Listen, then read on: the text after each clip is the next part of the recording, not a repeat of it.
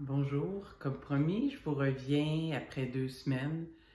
Je voulais savoir comment allait votre pratique de méditation. Est-ce qu'il y en a qui ont réussi à installer une pratique régulière?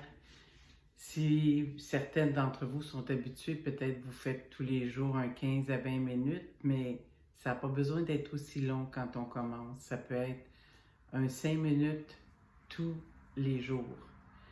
Le 5 minutes, moi, ce que je conseille souvent, c'est de le faire le matin au lever.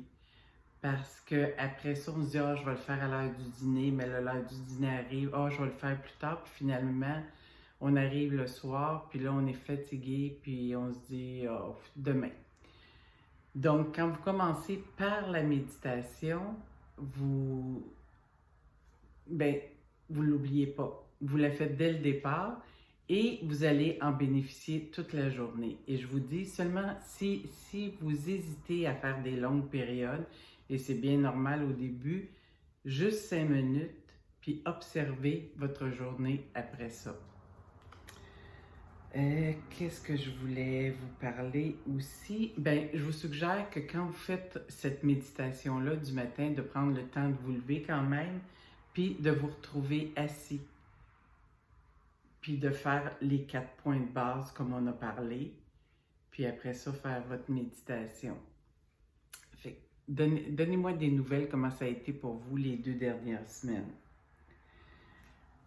Une des choses qu'on a parlé, mais comme on a eu seulement 3 rencontres pour ceux qui étaient nouvelles, quelque chose, quand on médite, on peut se concentrer sur notre respiration.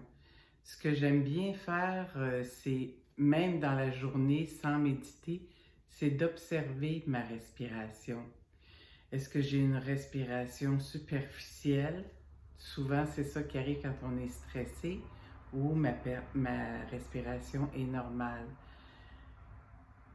On sait que le stress et tout ce qu'on vit va affecter notre respiration. Fait que si je suis vraiment dans une période très stressée, ma respiration va devenir plus superficielle. Je vais respirer juste en surface.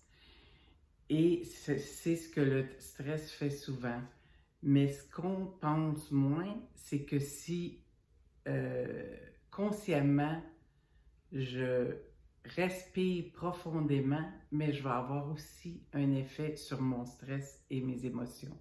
Fait que si de temps en temps, vous mettez des moments où vous observez votre respiration, puis vous apercevez qu'elle est superficielle, bien consciemment, faites 3 grandes respirations où vous inspirez longuement et expirez longuement, et vous allez tout de suite remarquer que votre stress ou votre tension diminue avec le contrôle de votre respiration.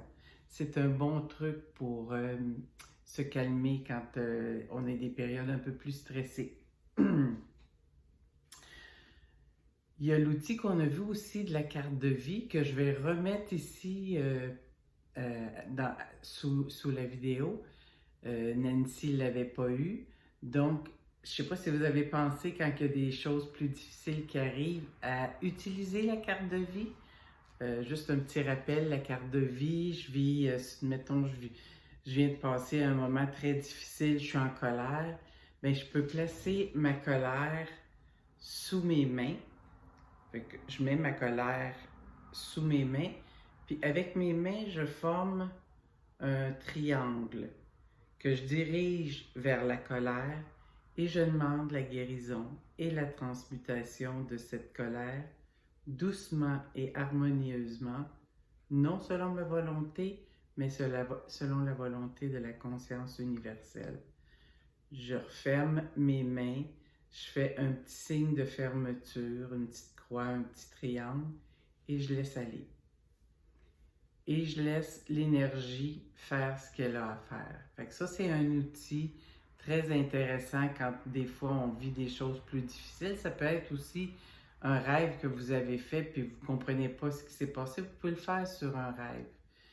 Si vous avez eu un moment difficile puis vous n'avez pas pensé à la carte de vie, puis ça arrive tout le temps, souvent, Vous pouvez la refaire plus tard. Ah, j'ai oublié de faire ma carte de vie. Vous pouvez la faire sur l'événement que vous avez vécu, puis ça va amener un peu plus d'énergie pour voir ce qui s'est passé. Puis n'oubliez pas de toujours dire doucement et harmonieusement. Et s'il y a des choses qui déboulent, puis ça arrive plus vite que vous aimeriez, vous pouvez dire oh, doucement, doucement. Et habituellement, l'énergie, elle ne veut pas nous bousculer, elle veut plutôt être là pour nous aider.